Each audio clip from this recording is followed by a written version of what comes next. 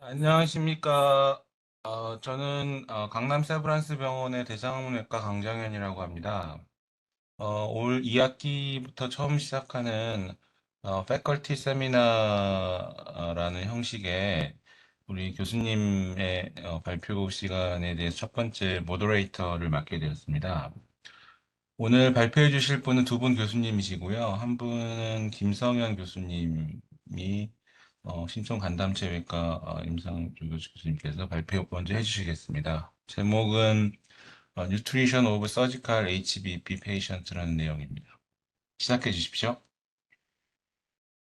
네, 들리시나요? 네, 잘 들립니다. 네. 안녕하세요. 세발스병 전담체과 임상조교수 김창현입니다. 이번에 패커치 세미나를 새로 만들게 돼서 제가 처음으로 시작하게 됐고, 제가 발표한 주제는 믹스처 서비카 HBP 페이션트에 대한 내용입니다.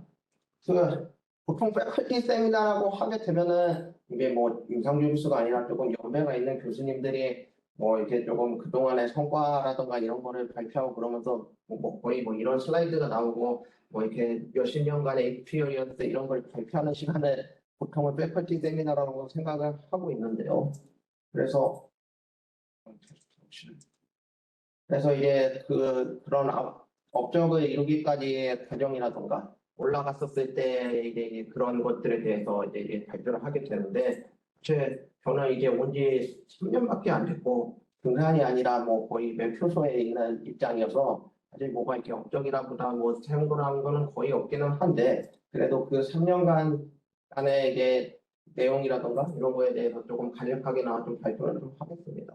그래서 처음으로 왔을 때 이제 1년차 됐을 때는 이제 수술이 끝나고 외래에서 이제 환자들을 보면은 환자들이 뭐 대부분 수술 잘 해주셔서 감사하다고 얘기하고, 저도 뭐 잘 회복해 주셔서 감사하다고 그런 얘기들만 이제 하고 그러면서 이제 지나고 있었는데, 1년이 지나고 나서도 사실 크게 외래 분위기는 달라지진 않았는데, 달라진 게 있다면은 이제 그 정도 시간이 되니까 수술하고 나서 리카는 환자들이 생겼고, 리카는 환자들에게 제가 딱히 해줄 수 있는 것들이 없더라고요. 이게 뭐 입원했으니 이제 항암 치료를 해야 될 것 같고, 그런 거는 이제 내과 선생님이랑 뭐 상의를 해야 된다. 뭐 이런 정도의 이제 얘기를 하면 되는 거고, 별일 없으면 괜찮습니다. 다음에 볼게요. 뭔 일 생기면 내과 선생님이랑 상의를 해봅시다. 뭐 이런 식의밖에 얘기가 안 돼서, 그러다 보니까 이제 외래에서 이제 외과 의사가 해야 할 수 있는 이제 놀이라든가 이런 것들이 또 따로 있지 않을까, 이런 거에 대해서 조금 고민을 하게 되었고요.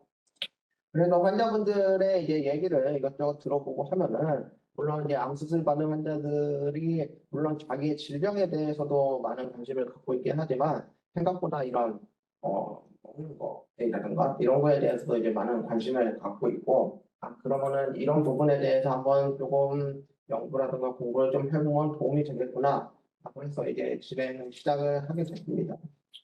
그래서 이제 결국은 뉴트리션에 대해서 공부를 뭐 진행을 하려면 어세스먼트 평가가 이제 제대로 이루어져야 되기 때문에, 뉴트리션 어세스먼트에 대해서 이제 얘기를 하자면은 말 그대로 뭐 최딩이처럼 이제 잘 드시고 계셔야 돼. 이런 클리니컬 어세스먼트부터 직접 측정하는 부분, 그래서 기계를 이용하는 부분, 랩을 이용하는 부분, 펑션을 이용하는 부분, 다양한 측정 방법이 있고, 그중에 이제 관심을 좀 가졌던 거는 바디 컴포지션 메소드에 대해서 좀 관심을 갖고, 바디 컴포지션 자체는 결국 그 몸 안에 있는 컴파트먼트에 이제 패스라던가 머슬이라던가 본, 미네랄 이런 것들을 이제 정량화해서 측정을 하게 되는 거고, 그 방법에서도 여러 가지가 있습니다. CT나 MRI, 엑스레이를 이용하는 방법도 있고, 소노그래피 다양한 방법들이 있었는데, 일단은 CT 바디 컴포지션을 주로 테마로 잡고 진행을 하게 되었고요. CT 바디 컴포지션은 말 그대로 이제 CT를 이용해 가지고 이제 바디의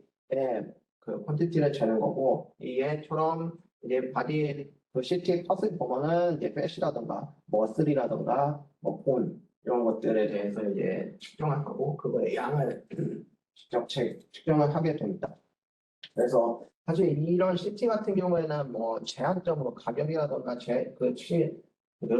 다시 이제 하는 제한성이라던가 아이오나이즈, 뭐 라디에이션 이런 것들이 문제가 될 수 있다라고 얘기를 하는데, 사실 클리니션 입장에서는 단순히 이걸 목적으로 이제 검사를 하는 게 아니라 우리가 이제 수술이라든가 치료라든가 이런 클리니컬한 코스를 가는 과정에서 이제 부수적으로 바이프로덕스가 쌓이고 있는 상황이기 때문에 이런 것들이 그 치료 시점에서는 제한이 되거나 그러진 않았습니다.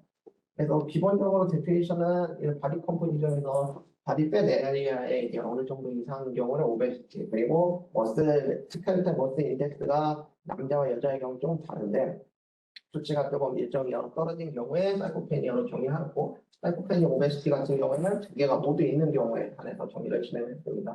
그래서 이런 환자들의 이제 롱텀 아웃컴에 대해서부터 이제 보기 시작했는데요. 말 그대로 그 8년부터 17년까지 그 판별 캔서로 PD를 받은 환자들을 보니까 한 300명 조금 넘게 있었고, 이 사람들의 이제 롱텀 아웃컴을, 서바이벌 아웃컴을 보기 위해서 그 서바이벌에 영향을 미치는 TMS 스테이지라든가 알테터스 튜머 마커 이런 것들을 프로펜서티 마커로 매칭 마커로 해서 1대1 매칭을 진행해서 122명 대 122명 사이코페니아 논사이코페니아 페이션트의 서바이벌 아웃컴을 봤었고요. 디지털 프리 서바이벌과 오버롤 서바이벌 봤었을 때 사이코페니아가 있고 없고에 따라서 서바이벌의 차이가 있는 거는 확인을 할 수 있었습니다. 이제 문제는 이게 사이코페니아 자체가 그런 정말 온콜로직하게 영향을 미치는 건지 아니면은 여기에서는 아직 그 수술 후에 이제 판크레아틱 캔서 환자들은 대부분 케모테라피를 하는데 케모테라피를 제대로 그 사이코페니아 영양학적 상태가 좋지 않아서 완전히 다 받지 못하거나 도주리셉션을 받거나 그래서 그런 것들의 영향이 이제 서바이벌에 영향을 미쳤을 때 이거에 대해서 이제 명확하게 대답을 제시를 할 수가 없어서 이런 거에 대한 데이터를 좀 더 필요로 해서 좀 더 추가 연구가 필요한 상황이었습니다. 그래서 롱텀에서 이제 쇼텀을 넘어왔었고요. 쇼텀은 2005년에서 19년까지 피드를 받은 환자 600명 좀 넘는 환자들에게서 노멀 그룹과 이제 사이코페니 오베시티 그룹 간에 그 PD 컴플리케이션의 차이가 있는지 비교를 하려고 했었던 거고요. 사이코페니아나 오베시티 단독으로 있었던 환자들을 제거를 하고 정상 환자 176명과 사이코페니 오베시티 117명 환자들의 컴플리케이션을 좀 비교를 했습니다. 그래서 노멀 그룹과 사이코페니 오베시티 환자들의 그 컴플리케이션을 보면 그 CDC 그레이드 3 이상의 메이저 컴플리케이션은 사이코페니 오베시티 그룹에서 유의미하게 차이가 있었고 그 판크레아트 디오데렉토미이기 때문에 POPF가 제일 중요하고 클리니컬 렐러번트 POPF에서도 이제 유의미한 차이가 있었습니다. 근데 그 외에 이제 바이링이라든가 빌레리 간트리엔티, 포스트 판크레아틱 헤모리지 이런 것들은 좀 케이스 수가 적어서 그랬을 수도 있고 일단 유의미한 차이가 있거나 그러지는 않습니다. 어쨌든 간에 전체 통합적인 컴플리케이션에 대해서는 사이코페니 오베시티가 조금 더 높은 경향이 있었고 특히 클리니컬 렐러번트 POPF에 대해서 그런 경향이 있었습니다. 그래서 이제 로지스틱 리그레션에서도 그 다른 이제 리스크 컴플리케이션의 리스크 팩터라고 알려져 있던 것들 모두 이제 통합해가지고 멀티베리언스 아날라이시스 했었을 때도 사이코페니 오베시티는 유의미하게 컴플리케이션에 그 영향을 미치는 인자다라는 걸 확인을 할 수 있습니다. 근데 이제 분석을 하다 보니까 이제 이 환자들은 이제 MIPD와 오픈 PD 다 섞여 있는 환자들인데 MIPD 환자들이 컴플리케이션 레이시 조금 낮은 것 같긴 한데 N수가 적어서 그런데 이게 유의미하게 차이가 있지는 않았습니다. 사실 이제까지 그 연구된 메타 아날리시스 같은 경우에도 그 미니멀 인베이시브 판크레아틱 듀오데렉토미랑 오픈 PD 안에 컴플리케이션의 차이는 없는 걸로 아직까지는 알려져 있고요. 필수라든가 블레이드박티엔티, 헤모리지 다 없는 걸로 나와 있습니다. 그래서 MIPD와 오픈 PD의 차이는 아직까지는 이제 그 수술 중에 블러드 로스가 MIP가 좀 적고 그런 것들이 이제 하트 테스트에 좀 영향을 미치고 오퍼레이션 타임에는 차이가 아직까지는 없는데 컴플리케이션에도 이제 차이가 없다고 얘기를 하는데 이게 보시면은 이제 이 컴플리케이션 자체가 미니멀하게 이제 에러바에 걸쳐 있어서 유의미하지 않는데 그래도 이제 MIPD가 좀 컴플리케이션에 조금 유의미하게 도움이 되지 않을까라는 그 생각을 좀 해볼 수는 있겠습니다. 그래서 이런 것들이 사이코페니아 환자들에게서 미니멀 인베이시브 서저리가 도움이 될 것인가라는 것을 그냥 확인하기 앞서서 사이코페니 그런 수술 후 MIPD나 오픈 PD 후에 그런 바디 컴포지션 체인지 주로 이제 머슬에 포커스를 맞춰서 결국은 수술 후에 카타볼릭 체인지가 일어날 수밖에 없기 때문에 머슬 양이라든가 머슬 펑션이라든가 이런 것들이 시력을 줄 수밖에 없는 거고 그런 것들이 오픈과 MIS에서 차이가 유의미하게 있지 않을까라는 그 가설을 세우고 그런 거를 이제 비교를 하려고 진행을 했습니다. 그런데 이제 그 전에 이제 프리오퍼레이티브 데이터는 아까 바디 컨버전 데이터를 갖고 있었는데 이거는 이제 포트옵과 프리옵을 비교를 해야 되고 포트옵의 환자를 한 600명 가까이 다시 그 데이터를 그 모아야 되는데 사실 이것도 이제 돈이고 이거를 한 번 측정을 위해서 이거를 또 돈을 지불을 하는 게 과연 이제 뭐 효용이 있을까에 대해서 좀 고민을 하던 차에 병동에서 이제 인바디를 좀 발견을 하게 되었고요. 인바디는 아까 잠깐 얘기했지만 이제 바디 컴포지션을 하는 측정 방법 중에 아까는 이제 CT 베이스 바디 컴포지션에서 얘기를 했지만 인바디가 결국 바이오 임피던스 애널라이시스 BIA 측정법입니다. 아시겠지만 임피던스의 차이를 통해서 이런 바디 컴포지션을 측정을 하게 되는 거고요. 그 머슬같이 이제 물이 많은 그 조직들 그리고 지방같이 물이 적은 조직들에 따라서 임피던스의 차이가 있기 때문에 이 차이를 통해서 머슬량과 팻양을 이제 구별을 하고 측정을 하는 방법입니다. 그래서 이제 이거를 이용해서 좀 진행을 해보려고 했는데 아직까지는 바디 컴포지션의 스탠다드가 이제 CT 베이스드 바디 컴포지션이고 BIA 같은 경우에는 이런 게 많이 진행이 되지는 않고 영상을 찾아보니까 이제 스토막이라든가 베리아트릭 가스트릭 캔서 쪽에서는 이런 거를 CT와 BIA 밸리데이션 하는 연구들이 있기는 했었는데 HPV 필드 영역에서는 이제 이런 밸리데이션 연구는 없었고요. 그래서 밸리데이션 연구를 먼저 좀 진행을 해야 될 것 같아서 일단 한 100명 정도 측정을 좀 진행을 했습니다. 100명의 BIA 측정을 하고 수술 전, 수술 후 일주일째, 그리고 CT도 그 일주일째 CT 환자의 바디 컴포지션도 구했고요. 그래서 100명을 비교를 해서 결국은 이게 차이가 있는지, 파라미터가 유의미하게 코릴레이션 되는지 이걸 먼저 이제 좀 비교를 진행을 했었고, 그리고 수술 전, 수술 후를 봤었을 때도 CT와 BIA에서의 이제 는 크게 이게 유의미한 코릴레이션이 되어 있지는 않았는데 그 머슬, 스켈레탈 머슬 에어리아에서 그래도 알값이 유의미하게 코릴레이션이 조금 강한 코릴레이션이 있다라고 판단이 되어서 이거를 가지고 조금 분석을 해봐도 되지 않을까라고 생각을 하고 진행을 하게 되었습니다. 코릴레이션 값들이 그래프에서도 어느 정도 영향이 있는 것을 보여드렸고요. 그래서 이제 1년 동안 그 인바디를 통해서 BIA를 이제 PD 받은 환자를 통해서 측정을 하였고 이분들은 이제 오픈 팡크레트 듀네프과 미니멀리 인베이시브 팡크레트 듀네프를 받은 환자들 두 분으로 나눠서 이 분들의 이제 그 수술 후에 그 바디 컴포지션의 변화가 유의미하게 차이가 있는지 비교를 했었고요. 그 스켈레탈 머슬 매스의 양이 오픈 PD의 변화량이 이제 1.1 정도였다고 하면은 MIPD가 0.6 정도여서 통계학적으로 좀 유의미하게 조금 더 오픈 PD가 머슬량이 수술 후에 많이 빠진다. 결국 다시 말하자면 MIPD 같은 경우가 그런 수술 후에 머슬 리프트가 조금 더 적다라고 이제 확인을 할 수 있었고 결국은 아까 처음부터 얘기했던 그런 사이코페닉 오베트 환자 컴플리케이션에 유의미하게 영향을 미치고 MIPD 환자가 조금 더 수술 후에 머슬 로스가 적다고 하면은 MIPD 환자에 있어 사이코페닉 페이션트 환자에 있어서 MIPD가 좀 더 컴플리케이션을 좀 유의미하게 낮출 수 있는 가능성이 있지 않을까라는 생각을 하게 됐고 이거에 대해서 이제 소통 연구라든가 이런 것들이 좀 필요하고 진행을 해야 된다고 생각하고 있습니다. 그래서 이제 또 컴플리케이션에 대해서 또 고민을 하다 보니 결국 판크레아트 증대통 환자에게서는 POPF가 제일 중요한 부분이고 POPF를 수술 전에 측정을 할 수 있냐라는 거에 대해서 조금 할 수 있지 않을까에 대해서 고민을 하게 됐고 이제까지 POPF를 예측하는 인자들에 대해서는 너무 많은 연구들이 있었고 많은 인자들이 있었는데 뭐 최근에 이제 어느 정도 이제 압축이 된 거에 대해서는 판크레아트 입체, 그다음에 BMI, 그다음에 판크레아트 덕트 사이즈가 뭐 여러 인자들이 있지만 그 중에서도 가장 메이저하게 POPF에 영향을 미친다라고 이제 알려져 있고요. 그러다 보니 판크레아틱 덕트 사이즈는 실체에서 측정을 직접 할 수 있고 또 BMI 같은 경우에는 아까 했던 바디 컴포지션을 통해서 어느 정도 코릴레이션을 시킬 수 있다고 하는데 이 텍처가 문제가 되겠습니다.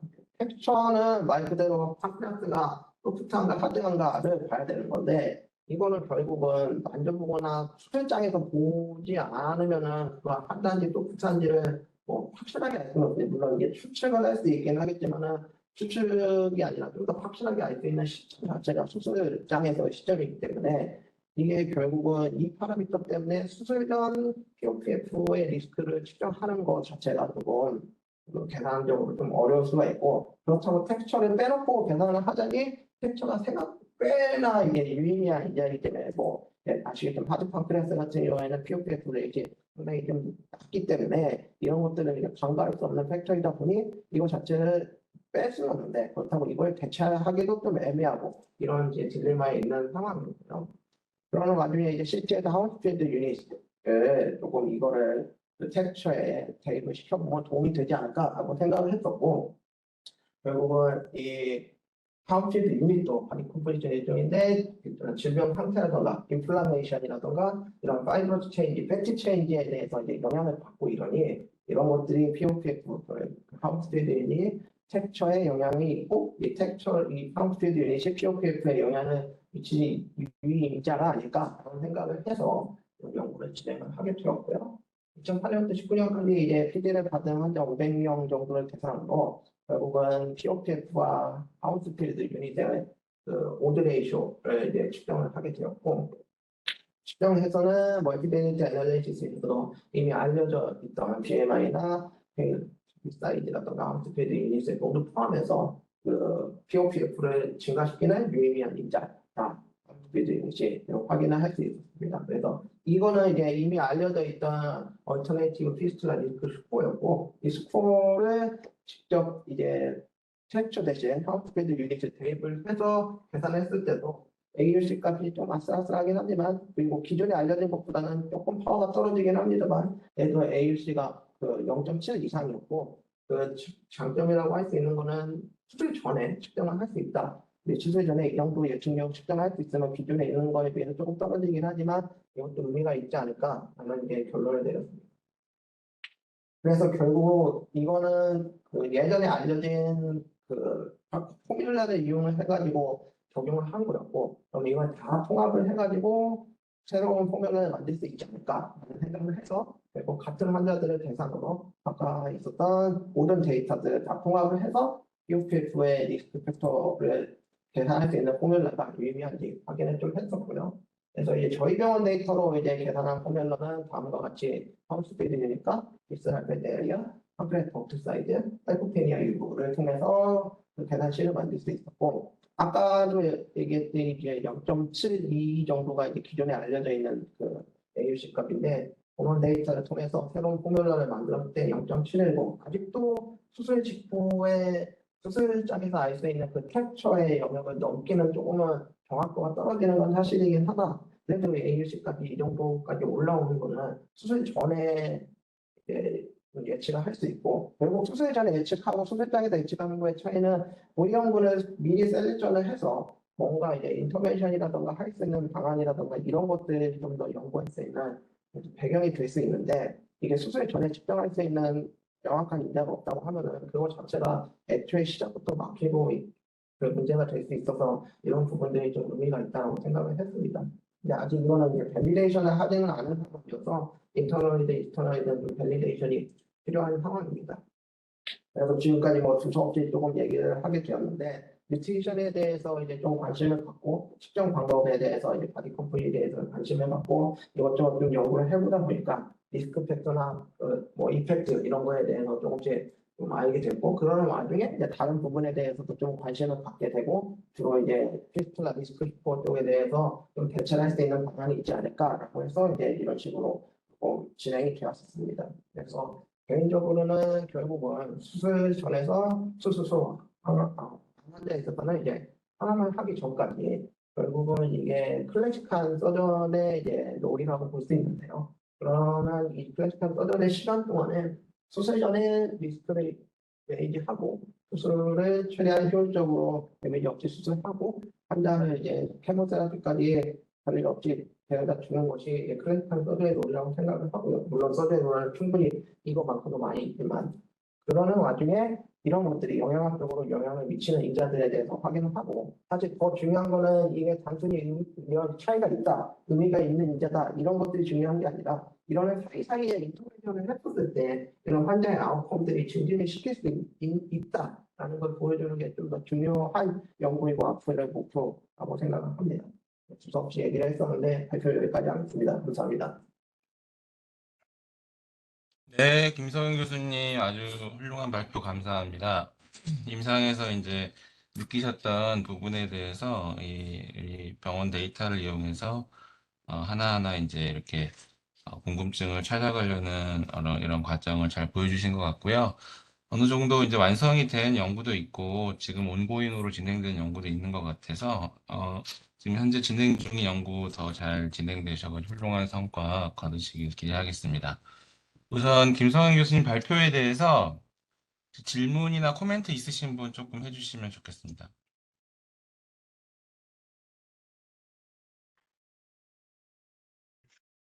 저 이시계과 이주환입니다. 혹시 제 말 들리시나요? 네, 들리십니다.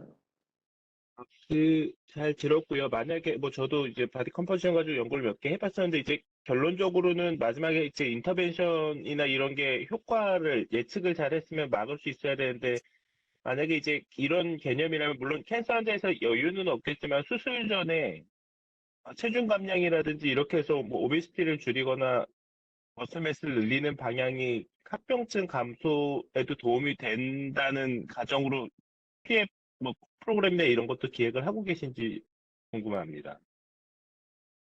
그러니까 지금까지는 사실 이제 혼자 할 수 있는 연구들이었기 때문에 여기까지 진행이 됐었던 거예요. 말씀하신 대로 이제 그 다음 연구는 이제 뭐 재활을 학과라든가 영양팀이라든가 이런 식으로 이제 그 같이 코업을 진행을 해야 뭐 말씀하신 대로 나아갈 수 있는 부분들이고요. 그리고 그런 쪽에다가 이제 코업을 제안을 하려고 하면은 결국 우리 데이터라든가 이런 것들 이런 게 있어서 이런 게 도움이 되지 않을까라고 얘기를 해서 제안을 해야 되기 때문에 아직까지는 실질적으로 사실 다 공부가 되고 있지는 않는데 말씀하신 대로 여기 데이터를 기반으로 이제 코업을 좀 가능하면 되는 부분부터 진행을 해보려고 합니다. 감사합니다. 권인규입니다. 들으십니까? 네, 선생님, 드립니다. 코멘트가 몇 가지 있어서 이제 뭐 좋은 발표 잘 들었고요. 그 누트리션 관련된 학회 같은 거 좀 많이 나오면 이런데 좀 도움이 되실 것 같고 발표하면서 들어보니까 그 사이코페니아 정의나 이런 것도 요새는 뭐 여러 가지 디피니션이 나오는 것들이 있고 이제 생각보다 이제 스터디하기가 쉽지 않은 게 뭐 병원에서 이제 핸드그립 스트렝스나 이런 것들은 거의 안 하잖아요. 사실 우리가 온콜로지 환자를 대상으로 보통 연구를 하는 경우가 많아서 CT를 기본적으로 다 찍기 때문에 CT 베이스로 이렇게 사이코페니아를 진단하고 이런 경우가 많지만 사실 일반적인 환자를 기준으로 할 때는 결국 머슬 매스뿐만이 아니라 머슬 스트렝스나 뭐 퍼포먼스 같은 것들을 결국 체크를 해야 되거든요. 그래서 진단 기준 같은 거 다시 한번 확인해 보시면 좋을 것 같고요. 그리고 이제 아까 BIA가 사실 요새 많이 쓰이고는 있지만 그 머슬 웨스트를 측정하기 위해서 사실 CT나 이런 것보다는 사실 골드 스탠다드는 오래전부터 쓰던 거는 덱사고요. 덱사를 기준으로 해서 요새는 뭐 BIA가 그래도 조금 신빙성이 있다 이렇게 나오고 사실은 CT는 일반적인 그러니까 온콜로지 환자에서 많이 쓰지만 일반적으로 이렇게 뭐 쓰는 그런 방법이라고 보기에는 사실은 좀 어렵다고 알고 계시면 될 것 같고 진단 기준에도 사실은 CT는 들어가지는 않습니다. 그리고 이런 용어 자체도 이제 리하빌리테이션이 아니라 우리는 이제 수술 전에 프리하빌리테이션 이런 말 용어 자체도 이제 프리하빌리테이션이라고 많이 요새는 부르고 있고요. 그래서 그런 것들이 쇼텀 아웃컴 물론 좋다는 결과들이 요새 엄청 많이 나오고 있어서 그런 프리오퍼레이티브 인터벤션에 대해서 사실은 데이터도 되게 많이 나와 있고 이런 것들이 롱텀하게도 결과가 차이가 있다는 데이터도 되게 많이 있기 때문에 근데 사실은 한국에서는 되게 어렵죠. 한국에서는 뭐 프리하빌리테이션 한다고 한 달 동안 뭐 운동시키고 뭐 수술 2달, 3달 있다 하면은 환자들이 다 딴 병원 가고 이게 현실적으로 온콜로지 환자한테는 적용하는 게 좀 쉽지만은 않은 것 같습니다. 이상입니다. 네, 코멘트 감사드립니다. 그래서 말씀하신 대로 그런 어세스먼트 방법이 정량적인 거 말고 펑셔널한 거에 대해서도 평가가 필요하다는 거를 알고 있어서 그런 거 관련된 뭐 기계가 또 뭐 구매를 할 수 있으면 좀 해서 조금 연구를 해보면 도움이 되지 않을까 싶기는 한데 그거는 아직까지는 조금은 현실적으로 좀 제약이 있었던 부분이고 말씀하신 대로 골드 스탠다드 자체는 사실 덱사가 가장 많이 쓰이고 있긴 한데 병원에서 가장 뭐랄까 제가 이제 시작할 때 가장 접근성 용이했던 건 아무래도 CT 베이스였다 보니 일단 이쪽으로 이동 연구를 시작하게 되었고요. 말씀하신 대로 추후에 이런 걸 좀 확장할 수 있는 계기로 삼도록 하겠습니다. 감사합니다. 네. 제가 한 가지만 간단하게 좀 궁금한 게 있어가지고요.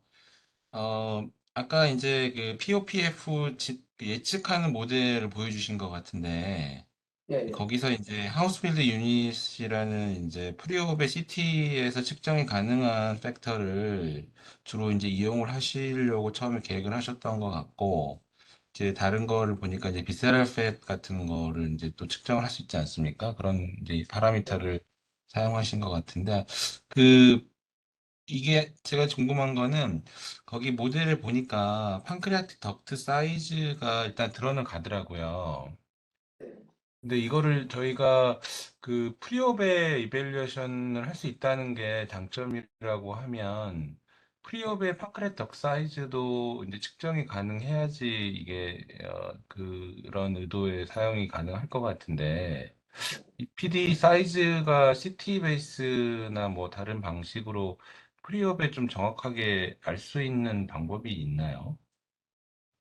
이게 CT가 덕트가 늘어나는 환자들은 사실 CT에서도 프리업 CT에서도 판크레아트 덕트가 보이기 때문에 측정을 할 수 있고 사실 안 보이는 CT가 잘 안 보이는 환자들은 거의 덕트가 한 1mm나 2mm 정도 이 정도 되고 있어서 사실 프리업의 CT 베이스로 PD 사이즈를 측정을 할 수는 있습니다. 근데 문제는 이거 자체가 말씀하신 대로 매뉴얼로 이거를 다 해야 되기 때문에 할 수는 있으나 이게 노력이 굉장히 많이 들어가는 부분이고 말씀하신 대로 이런 부분들을 조금 해결을 하기 위해서 결국은 또 요즘에 이제 얘기하고 있는 AI라든가 이런 것들에 조금 같이 콜라보를 좀 진행하려고 하고 있고요. 그리고 또 저기 다른 경우에 이제 길병원에 있는 선생님이 이런 판크리아스 이제 볼륨메트리라든가 덕트라든가 이런 거 AI로 측정하는 거에 대해서 좀 관심을 많이 갖고 그런 쪽에서 조금 더 여러 가지 연구를 하고 계시던데 그래서 이런 거에 대해서 조금 개인적으로 좀 관심을 표명하고 호흡이라든가 이런 걸 좀 진행하려고